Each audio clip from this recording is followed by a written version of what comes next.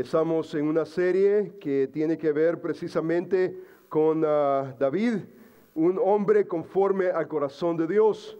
Aquí encontramos nosotros en esta porción básicamente a un hombre conforme al corazón de Dios que se define con lo que no es Saúl.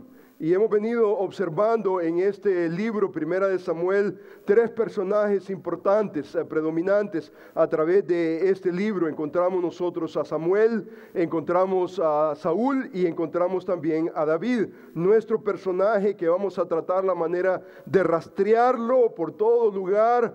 Ustedes han observado en cuántas ocasiones la persona de David es mencionada en la Escritura, no solamente en un sentido histórico, pero en un sentido escatológico. No solamente en un sentido directamente a la historia, la persona de David, pero encontramos nosotros cristológicamente a David sobre Davides, sobre encima el príncipe, el Rey de Reyes, nuestro Señor Jesucristo.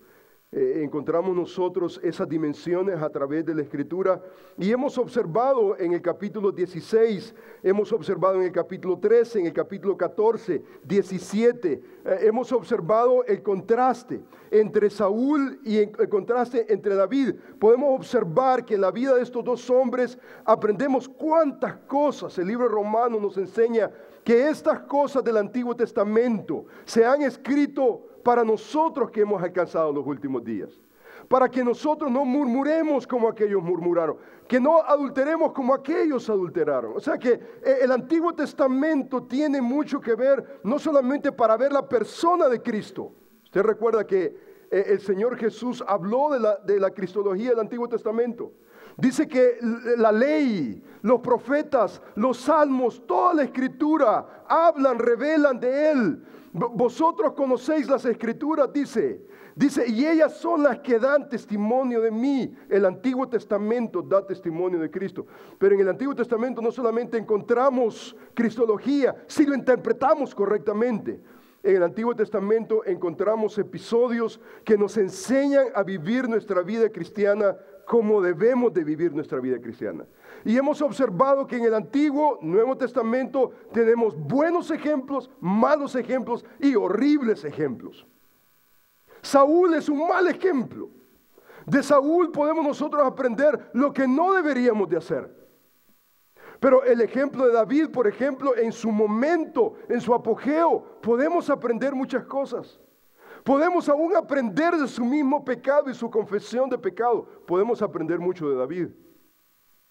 Pero usted se da cuenta que todas esas cosas son solamente como un espejo para nosotros, que nos podamos ver y poder ver nuestra propia vida. Ver por un lado la locura de Saúl, pero ver también la prudencia de David.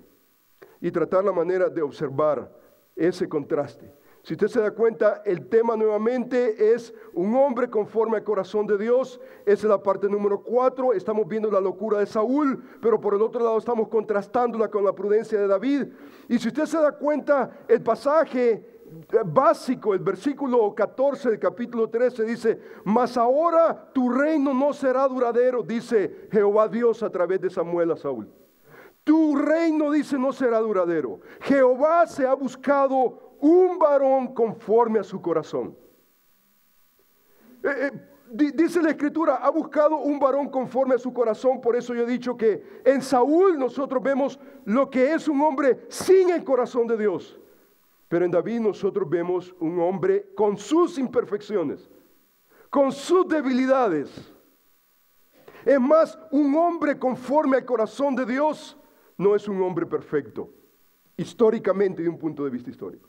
Un varón conforme a su corazón, el corazón de Dios, es un hombre que luchó, tuvo luchas, pero en sus momentos vino y se refugió siempre en Dios. Un varón conforme a su corazón, el cual Jehová ha designado, dice, para que sea, ¿qué cosa? Príncipe, para que sea príncipe sobre su pueblo, por cuanto tú no has guardado lo que Jehová te mandó. Usted recuerda la tragedia de Saúl.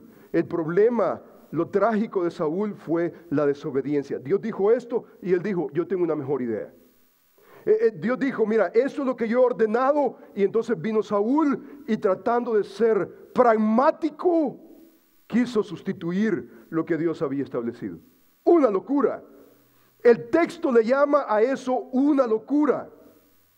Pero usted se da cuenta, aquí encontramos a un varón conforme al corazón de Dios, imperfecto, incompleto, con defectos, debilidades, como lo vamos a ver a través de la historia de David. Pero usted se da cuenta que Dios se ha buscado, Jehová se ha buscado un varón conforme a su corazón. Él ha buscado. O sea que este no es un asunto de Samuel, este es un asunto de Dios. Básicamente, usted ve eso en el capítulo 13, en el capítulo 14, ¿qué es lo que encontramos? Va Samuel a Isaí, el padre de David, y entonces comienza a hacer un desfile, se recuerda, un desfile de todos los hermanos, entre los cuales habían unos impresionantes, que vino Samuel y dijo, este es, hasta el final, el menor de ellos, David. Usted se da cuenta que Samuel mismo se equivocó en el proceso. Ni Samuel sabía con precisión al hombre que Dios había escogido. Pero usted se da cuenta que en el capítulo 13 vemos nosotros el llamado. Aquí está Dios haciendo el llamado que ni siquiera Samuel sabía. Y eso lo confirma el capítulo 14. Pero nuevamente Dios mandó a Samuel. Mientras Samuel lloraba a Saúl, mientras Samuel estaba languideciendo por Saúl, encontramos nosotros que le dice, mira, deja de llorar, ya deja de llorar y ve y busca mi ungido. Y entonces encontramos el capítulo 14 y dice el capítulo 14, el capítulo 16, dice que Samuel tomó el cuerno de aceite y dice que lo ungió en medio de sus hermanos. Y desde aquel día en adelante el Espíritu de Jehová vino sobre David. Se levantó luego Samuel y se volvió desde Ramá. Usted se da cuenta que dice que lo ungió. Aquí no solamente encontramos, ve usted, Dios escogió a David. Pero no solamente escogió a David, luego después orquestó algo específico, sobrenatural, de parte de Dios a Samuel y le dijo, ve, úngeme al que yo he escogido. Fue Saúl, escogió por fin, finalmente vino, tomó un cuerno de aceite, lo ungió en medio de sus hermanos, dice. Y desde ese entonces, desde ese momento, el Espíritu de Jehová vino sobre David y dice que la historia continuó. Ahora, usted observa, hermano, usted observa. Aquí encontramos nosotros el capítulo 13, Dios lo escogió. El capítulo 14, aquí encontramos aún el capítulo 16. Vemos nosotros que David es ungido. Pero una de las lecciones increíbles que nosotros encontramos en David, desde el principio, aquí encontramos nosotros a un príncipe, a un rey, encontramos nosotros a un hombre conforme al corazón de Dios en proceso. David es un desconocido.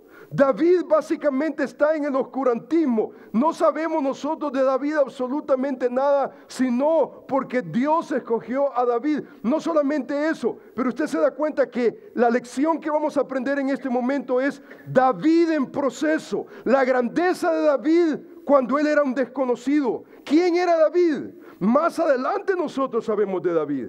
Y la escritura, escritores antiguos y Nuevo Testamento nos hablan de David. Pero ¿cuál fue su principio? El principio de su vida, ¿cuál fue? Lo oscuro de su vida. Usted se da cuenta que en David encontramos nosotros lo que realmente, ¿dónde es que se hace un gran hombre de Dios? Queremos nosotros estar en la grandeza. ¿Dónde se hacen los hombres grandes? Hay una incubadora acá. Aquí hay una incubadora. Una incubadora de Dios que nadie aprecia. Nadie aprecia. Lo que apreciamos nosotros es la grandeza. Lo que apreciamos nosotros es estar en las páginas de allá queremos nosotros la gloria. Pero esa gloria tiene un precio, esa grandeza tiene un precio. David pagó ese precio. David pagó ese precio. Si usted comienza a observar la narrativa, usted observa algo muy interesante. Continuando con esa misma línea de pensamiento, encontramos en el capítulo 13, Dios escoge, dice, mira, yo tengo a un varón conforme a mi corazón. Yo lo tengo. Yo tengo a ese varón conforme a mi corazón. Y no solamente eso, manda a Samuel para ungir a ese varón. Y usted se da cuenta que ya lo que vamos a leer más adelante en este pasaje, capítulo 16, ya David comienza a entrar en las páginas de la historia. Ya aquí ya es escogido de parte de Dios, ya es ungido. Pero ¿qué es lo que está haciendo David? ¿En dónde está David?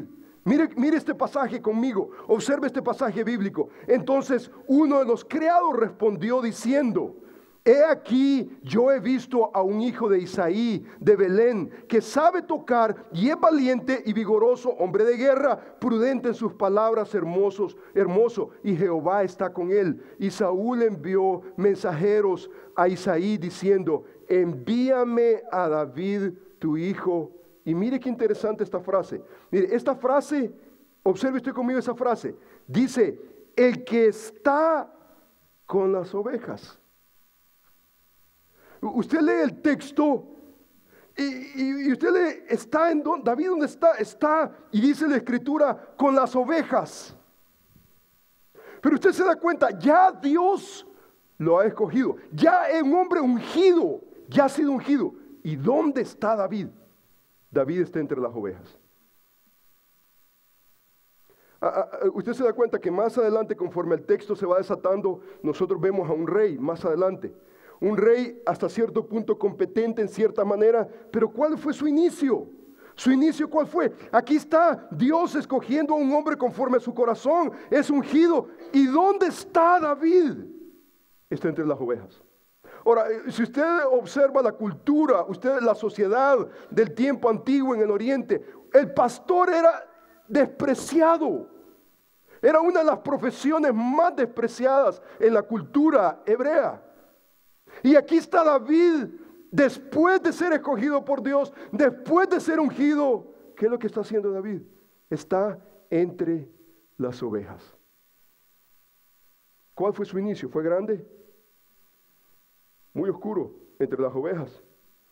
No solamente eso, pero mire lo que dice el texto. Dice: los 3 hijos mayores de Isaí, que eran hermanos de David, habían ido, dice, para seguir a Saúl en la guerra. Y David era el menor. Siguieron pues los 3 mayores a Saúl. Pero David había ido y vuelto, dejando a Saúl. Mire, David había ido y vuelto, dejando a Saúl, ¿para qué cosa? Para apacentar las ovejas de su padre en Belén. Not very impressive. You think about it, not really impressive. El principio de David no es nada impresionante. Es más, en ese tiempo el guerrero tenía un valor, un rango increíble. El que alguien pudiera decir: oh, está en el ejército, en las tropas de Saúl, del rey. Tenía un peso increíble. No un pastor de ovejas. ¿Y dónde está David?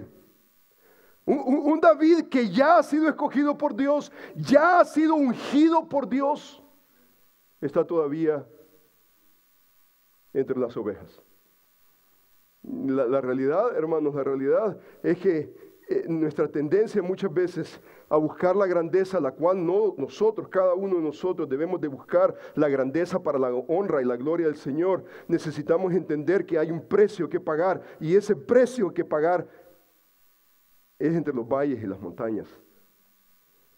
Es donde nadie aprecia, donde nadie ve. Es más, dice la Escritura, imagínense usted el concepto que se tenía de David. Aquí está, y hay una trama entre David y los guerreros, sus hermanos. Sus hermanos se enlistaron en los ejércitos de Saúl, el rey. No solamente se enlistaron, pero usted ve la diferencia, y la diferencia marcada que el escritor está haciendo, que veamos dónde está David, el ungido, el escogido de Dios. ¿En dónde está? ¿En qué situación está viviendo? Su padre Isaí, mire el contexto, el concepto que él tenía de David. Dice el siguiente versículo: y dijo Isaí a David su hijo: toma ahora para tus hermanos un efa de este grano tostado y de estos 10 panes, llévalo pronto al campamento a tus hermanos, y estos 10 quesos de leche lo llevarás al jefe de los 1000, y mira si tus hermanos están buenos y toma prenda de ellos. Grano tostado, panes, queso. Mira, llévale unas pupusitas de queso con loroco. Mira a ver cómo están. O alguna cosa, unos, ¿cuáles son esas? Las que le gustan a mi esposa, ¿cómo se llaman? Las que comemos las lorenzas, con quesito. Unos guaraches. Llévale comidita a tus hermanos. ¿Dónde está David? David, ¿a dónde está? David está siendo un sirviente de sus propios hermanos. David no solamente es usted se da cuenta, el escogido por Dios, el ungido. Pero ¿dónde está David? Entre las ovejas, sirviendo a sus propios hermanos. Él básicamente es un sirviente. ¿Sabe cómo lo ve el Padre? El Padre no lo está viendo como un rey, como un príncipe, como un grande, como el ungido de Dios. No lo está viendo así. Ni sus propios hermanos lo vieron así. Ni David mismo se vio así. Gracias al Señor. Él se veía, a pesar que era escogido de Dios, a pesar que era ungido de Dios, he was a regular David. Ordinario. Un hombre ordinario que tenía un propósito extraordinario. Pero ¿dónde se ve? ¿Dónde está la incubadora? Queremos ser grandes, pero no queremos entrar a esa incubadora. Es más, vemos nosotros cómo el texto se va desatando y encontramos nosotros, por ejemplo, que fueron oídas, dice, las palabras que David había dicho. ¿Se recuerdan las palabras de David? Aquí está este filisteo incircunciso y está amenazando las fuerzas de Israel. Aquí está el gigante y está amenazando al pueblo de Israel. Y entonces David escuchó las palabras del incircunciso filisteo y dice que fueron oídas las palabras que David había dicho y dice que las refirieron delante de Saúl. Y él lo hizo venir y dijo David a Saúl: no desmaye el corazón de ninguno a causa de él. Tu siervo irá y peleará contra este filisteo. Y mire lo que Saúl contesta. Saúl dice que dijo a David: no podrás tú ir. ¿Y cuál es la razón que le dio? Porque tú eres muchacho. ¿Cuál es el contexto que tenía? El concepto que tenía David. No solamente el padre, los hermanos, usted ve la trama, los hermanos lo aborrecieron, le levantaron un falso. ¿Qué estás haciendo tú aquí? El concepto que tenían de David no era un concepto extraordinario, impresionante, absolutamente. Aquí está Saúl y dice, mira, le dice a Saúl: yo voy, yo me apunto. Este incircunciso no puede hablar de esa manera contra el pueblo de Israel, no. Él dijo: yo voy. Usted se da cuenta que el filisteo era un gigante, el gigante de los filisteos. ¿Quién era el gigante de Israel? ¿Se recuerda quién era? Saúl. Pero Saúl estaba calladito. Quien debería de haber salido al encuentro era Saúl. Y aquí está este joven David, que no sabemos exactamente su edad. Dice: yo voy. Y Saúl le dice: no podrás ir, tú eres muy joven. O sea que lo está despreciando. Hay un desprecio. No solamente hay un desprecio, pero usted se da cuenta que en el desprecio hay una convicción de parte de David. La convicción de parte de David es la siguiente, mire. David le respondió a Saúl y le dijo lo siguiente: tu siervo era pastor de ovejas, dice, de su padre. Mire qué interesante lo que contesta. Y cuando venía un león o un oso, tomaba algún cordero de la manada, salía yo tras él y lo hería y lo libraba de su boca. Y si se levantaba contra mí, yo le echaba mano de la quijada y lo hería y lo mataba. Fuese león, fuese oso, tu siervo lo mataba. Y este filisteo incircunciso será como uno de ellos, porque ha provocado el ejército de Dios viviente. Usted se da cuenta, hermano, la relación de la grandeza con la pequeñez. Sea un oso, sea un león. Ahora viene el gigante. ¿Dónde aprendió David a pelear con los osos y los leones? En lo calladito, donde nadie ve, donde nadie está apreciando. En este momento el desafío de David es un gigante. Pero usted se da cuenta dónde nos preparamos nosotros para pelear los gigantes. Mire, aquí hay un concepto increíble. Aquí hay un principio tremendo que usted y yo necesitamos aprender. La grandeza se mide en la soledad, en lo oscuro, donde nadie te está viendo. Es más, integridad, carácter es lo que tú eres cuando nadie te está aplaudiendo. Nadie está alrededor. Pero tú has aprendido a hacer las cosas que son correctas. ¿Estás cuidando como pastor las ovejas de tu padre? Y ahí las amenazas. Ahí tú estás tratando con esas amenazas. Y estás tratando con osos y leones. Porque no se sabe lo que el Señor nos va a dar el día de mañana. No sabemos los gigantes. David está resuelto. Mire lo que dice. Añadió David a esas palabras. Añadió. Mire qué interesante. Jehová, que me ha librado de las garras del león y de las garras del oso, Él también me librará de la mano de este filisteo. Es un gigante. ¿Quién ha estado atrás del oso y del león? David está diciendo, Dios, dice el versículo, Jehová, que me ha librado de esas cosas pequeñas que nadie sabe. Hasta este momento nosotros sabemos que cuando David estaba en los campos cuidando las ovejas, en momentos tenía que defender. Hasta este momento nosotros sabemos que el pastor David estaba en ocasiones teniendo que enfrentarse con osos y leones. Ahí estaba él. Ahí aprendió él sus lecciones. Hoy nosotros sabemos toda la historia. Aquí está enfrentándose ¿con quién? Con un gigante. Pero antes de enfrentarse con ese gigante, ha enfrentado leones y osos. Usted se da cuenta, hermano, que el David dice, Jehová que me ha librado. Esto no es mío. Usted se da cuenta que David está completamente consciente que no es en sus propias fuerzas. Y en muchas ocasiones él lo plasma en sus salmos. No es con caballos, no es con ejército, sino en ¿qué?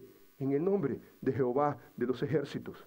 Es ahí donde nosotros peleamos nuestras batallas, sean pequeñas o sean grandes. Pero la relación que encontramos acá, de lo grande a lo pequeño, esto que está acá es, hermano, inconspicuo. Nadie lo ve muchas veces, nadie le aplaude a esto.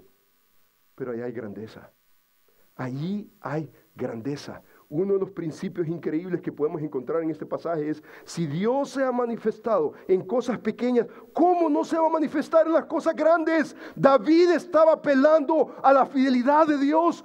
Atrás del jovencito pastor estaba alguien más grande. Ahí está. Y David creía eso. Y por eso David podía decir, yo voy. Pero no solamente eso, usted se da cuenta, en las cosas pequeñas y en los lugares oscuros es donde probamos nuestra grandeza, en esas cosas que son oscuras. Usted se da cuenta, hermano, Dios siempre está en el negocio de llamar la vida de hombres para ser grandes. Sin embargo, Él nunca va a comprometer el sacrificio que es necesario para la grandeza. Muchos queremos estar en la grandeza, pero no muchos queremos pagar el precio. Usted se da cuenta de John Wooden, el ex coach de UCLA. Se ha considerado a este hombre como uno de los grandes en el baloncesto. Uno de los hombres que básicamente se ha considerado históricamente como el gran coach del baloncesto. Usted va, por ejemplo, a UCLA, el estadio de UCLA está bajo su nombre. El court está bajo su nombre. Un hombre increíblemente grande. Y él solía decir, su filosofía de juego era, yo no gano campeonatos. Yo no gano campeonatos. Él decía, yo gano juegos. mi concentración no es en la grandeza. Yo gano juegos y gano juegos en la práctica. En la práctica. Nadie aplaude la práctica. La práctica nadie la aplaude. ¿Sabe lo que nosotros aplaudimos? Usted se da cuenta que John Wooden es considerado como un grande en ganar campeonatos. La filosofía que él desarrolló de la vida no era ganar campeonatos, sino ganar juegos y ganar juegos en los entrenamientos. Enseñar a sus jugadores a hacer lo que tienen que hacer en lo privado. Muchas veces no estamos dispuestos a pagar el precio en lo privado. Muchas veces no estamos dispuestos a sacrificarnos, pero usted se da cuenta que el corazón del líder, del hombre que está en proceso para la grandeza es reconocer y reconocer el sacrificio. Dios está en el negocio de llamar a los hombres para la grandeza, pero Él nunca va a comprometer el precio que usted y yo necesitamos pasar para llegar a esa grandeza. Yo me pregunto, los salmos que escribió David, por ejemplo, ¿cómo los escribió? ¿En dónde? ¿Bajo qué circunstancias? En la soledad, abandonado. Tal vez en las estrellas, en el desierto, viendo simplemente, contemplando el firmamento, la grandeza de Dios. Allí ese hombre se hizo. Pero no estamos nosotros muchas veces dispuestos. Queremos grandeza sin que nos cueste. Usted se da cuenta, hermano, queremos nosotros ser profesionales y no queremos ir a la escuela. Un imposible. Usted se da cuenta que nadie aprecia los exámenes. Va a ser exámenes. Nadie aprecia eso. ¿Sabe lo que apreciamos? Cuando tenemos a un profesional. Pero queremos un profesional. Tiene un precio y hay un sacrificio. Usted ve, por ejemplo, los atletas, exactamente lo mismo. El atleta no brilla de la noche a la mañana. ¿Qué es lo que le toma? Le toma trabajo y le toma esfuerzo y dedicación. Tiene que pasar horas y horas y horas para producir 5 minutos y 5 minutos grandes. Para esos 5 minutos, 5 minutos de fama, 5 minutos de grandeza, ¿cuánto le tomó? Es de tomar solamente la pelota, de agarrar la pelota y hacer lo que usted sabe que tiene que hacer con esa pelota. 5 minutos. ¿Cuánto le tomó? Para muchos es una vida completa. Se recuerda aquella anécdota de Dobson. Iba a dar una conferencia en una convención grandísima y a la par de la convención había un violinista. Y el violinista era un reconocido mundialmente. Y entonces dice Dobson que esa noche, que él iba a estar el día siguiente, él iba a estar en un cuarto, en una conferencia, él iba a estar en otra, estaba el violinista, dice que esa noche él no durmió, porque el violinista, ¿qué es lo que estaba haciendo? Con su violín, ¿y quién aprecia ese pito? ¿Quién lo aprecia? ¿Quién aprecia? Nadie lo aprecia. Pero usted ve, está en el concierto y usted puede apreciar y puede aplaudir ese concierto. La pregunta es, ¿cuánto le tomó?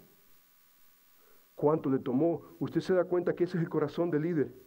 Aquí nosotros estamos viendo a David y vemos a David en la grandeza como rey. No lo estamos viendo ya un hombre que Dios escogió, un hombre ungido por el Señor. ¿Y qué está haciendo David? ¿Sabe lo que está haciendo?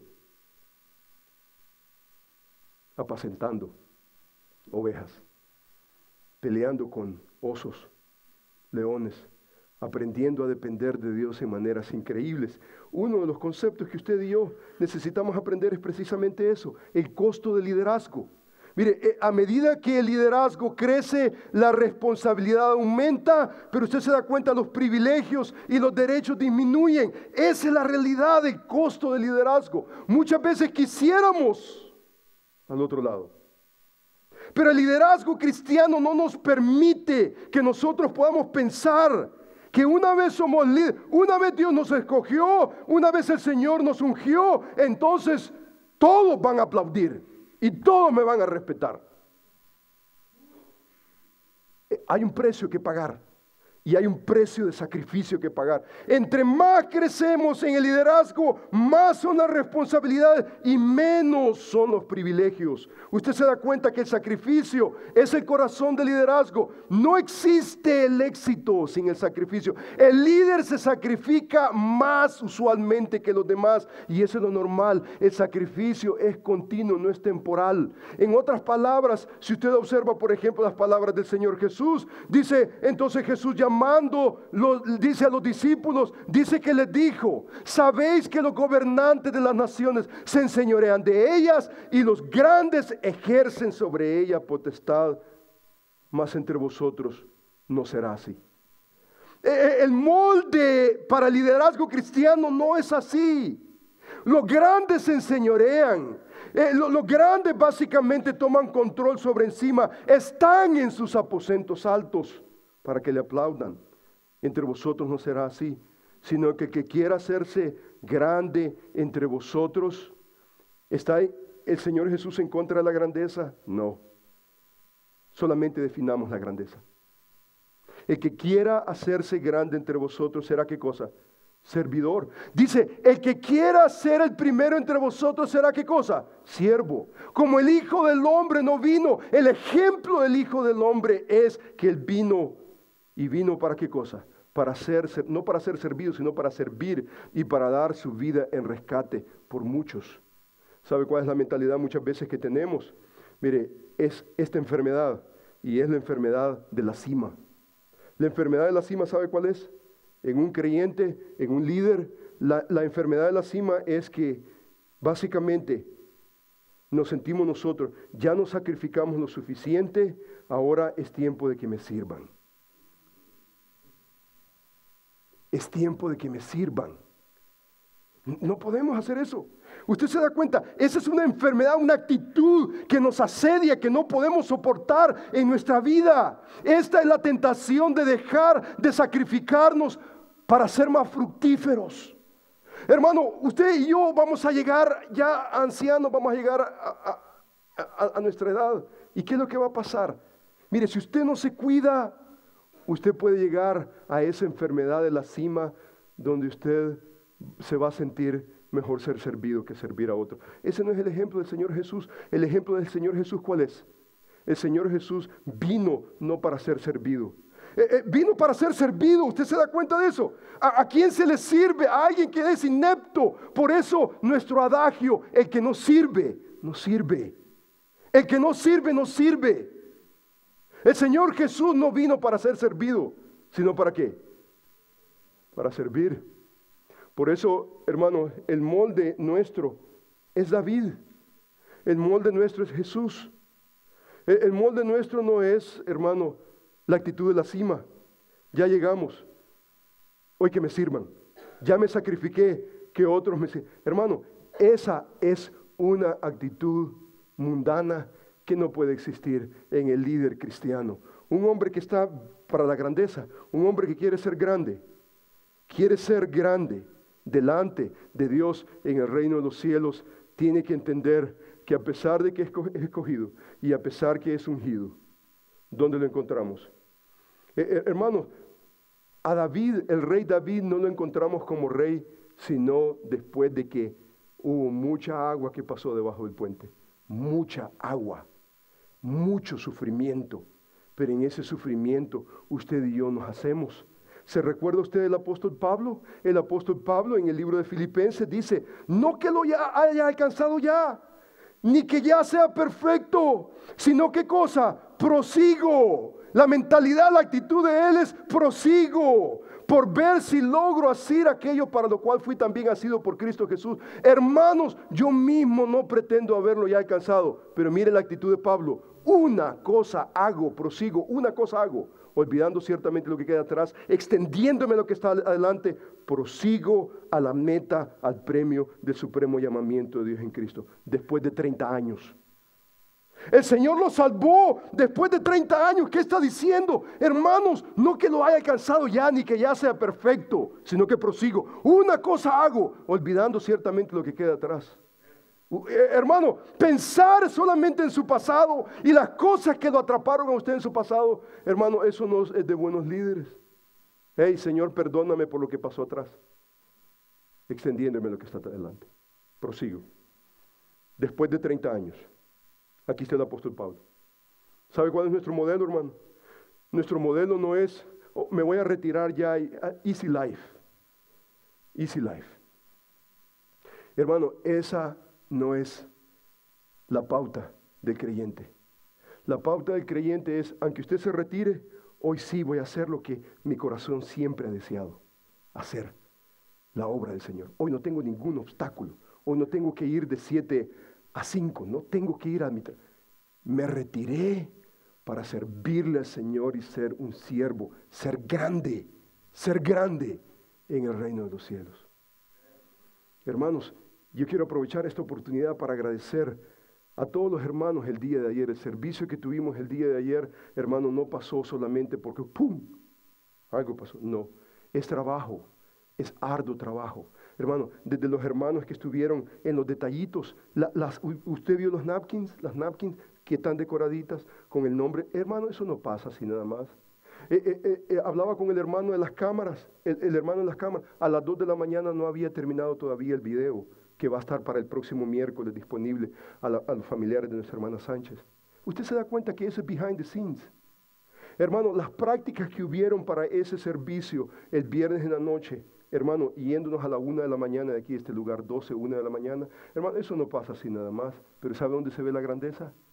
La grandeza no se ve en esos 5 minutos solamente de gloria. ¿Sabe dónde se ve? Se ve, hermano, en lo oscuro, donde nadie lo está viendo, allí donde no le van a dar un aplauso. Pero usted se da cuenta de lo que es la grandeza. La grandeza es fidelidad, es aprender a hacer mi trabajo calladamente aunque nadie me esté viendo. Pero yo sé que tengo que hacer. Eso es fidelidad. Fidelidad es aprender a hacer mi trabajo calladamente sin que nadie me esté viendo, sabiendo que es para el honor y la gloria del Señor. Usted y yo, hermanos, vamos a pasar en la historia como grandes, como David o como Saúl. ¿Se recuerda el deseo de Saúl? El deseo de Saúl, habiendo pecado, le dice a David, olvídate y hónrame ante el pueblo. Él quería la gloria. Él quería pasar en las páginas de la historia como un grande, ignorando las cosas básicas, su integridad. La lección de David, la prudencia de David nos enseña, sea diligente en las cosas. Nadie lo está viendo, nadie le está aplaudiendo. Está bien, gloria al Señor. Una de las cosas que usted y yo necesitamos apreciar en gran manera, usted opta por la escuela, por ejemplo. La escuela es básicamente una buena oportunidad para que usted reafirme el principio que estamos hablando en este momento. Porque ¿quién aprecia a un estudiante? ¿Quién aprecia? Los estudiantes son los más acabados. ¿Me entiende? Andan buscando, ¿me entiende? Como increíble, porque no tienen trabajos, buenos trabajos, y tienen que pagar la escuela, y después de pagar la escuela se ponen a horas y horas de trabajo. Nadie está viendo esas redacciones, nadie, y al final entrega su trabajo al profesor, y viene el profesor y entonces escribe 120 correcciones en su papel. Bloody, está el papel y está rojo, ensangrentado, como que si el profesor se cortó la mano ahí y manchó de sangre el papel. Y luego después, ¿qué hace el estudiante? Aceptar que está equivocado, que hay alguien más grande que él. Y hermano, eso muchas veces no lo apreciamos. ¿Sabe que apreciamos? Al abogado, al doctor. Apreciamos nosotros. Esa semana, por ejemplo, Jacqueline está defendiendo su tesis oral. Y hermano, cuando usted se da cuenta lo que eso significa, cuando usted se da cuenta lo que es tener que defender oralmente su proyecto de tesis, y tener que estar entre la facultad y tener que realmente, ¿me entiende?, en una manera oral, tener que defender todo su trabajo, hermano, no es absolutamente. ¿Sabe lo que apreciamos? Apreciamos cuando ya llegó a la corona. Pero ¿qué le tomó para llegar a ese punto? Hermanos preciosos, lindos que me escuchan el día de hoy, aprendamos un liderazgo bíblico, aprendamos el liderazgo de David, aprendamos el liderazgo de Jesús, aprendamos el liderazgo del apóstol Pablo, aprendamos, hermanos, a ser siervos. Hermanos, aprendamos cada uno de nosotros no a buscar la gloria. ¿Sabe quién buscó la gloria? Saúl. Por eso dice, yo te he desechado hoy. Buscaba la gloria. David, a pesar de que él fue escogido, a pesar de que fue ungido, ¿sabe dónde lo vemos? Lo vemos en las trincheras, aprendiendo de Dios, el ABC de la vida cristiana.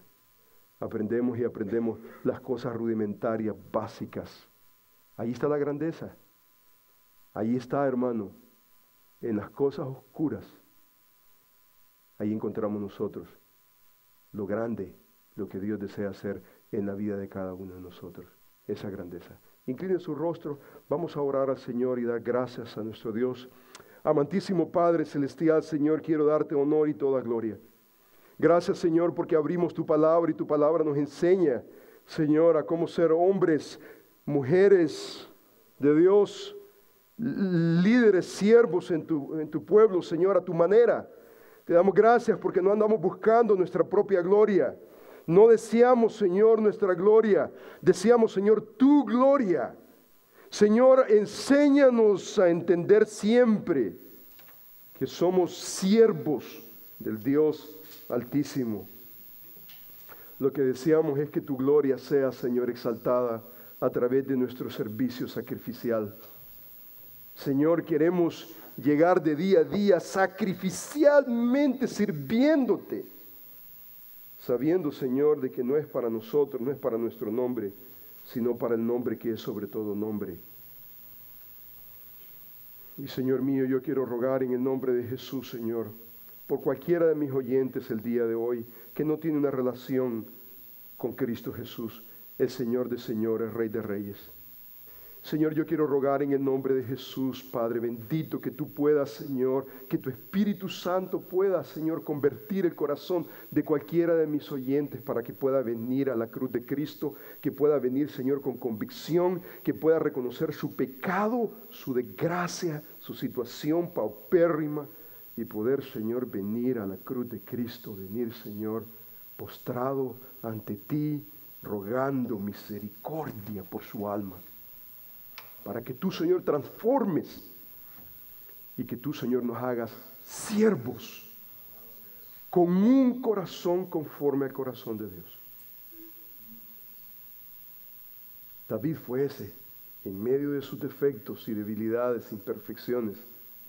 Él escogió una dirección diferente, no la de Saúl. Él no andaba buscando fama y nombre y folgorio. Él deseaba aprender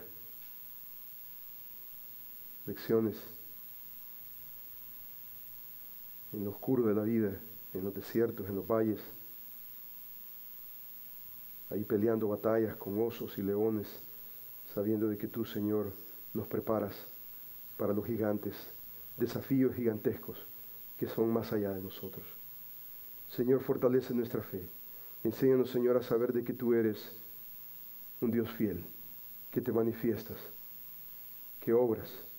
Si tú estuviste, Señor, ahí atrás de nosotros, con los leones, Señor, y los osos, Señor, tú estarás también con los desafíos más grandes en la vida. Señor, te damos muchísimas gracias, te damos todo honor y toda gloria. Señor, ruego en el nombre de Jesús por cada uno de tus siervos aquí, Señor, en tu iglesia. Hombres y mujeres, Señor, que de día a día, Señor, estamos haciendo que las cosas pasen. Señor, enséñanos nuevamente a avivar en nosotros, Señor, el deseo de ser fieles, aprender a hacer las cosas calladamente, aunque nadie nos esté viendo, aunque nadie nos aplauda, aunque no salgamos en el diario, aunque no salgamos en los primeros lugares.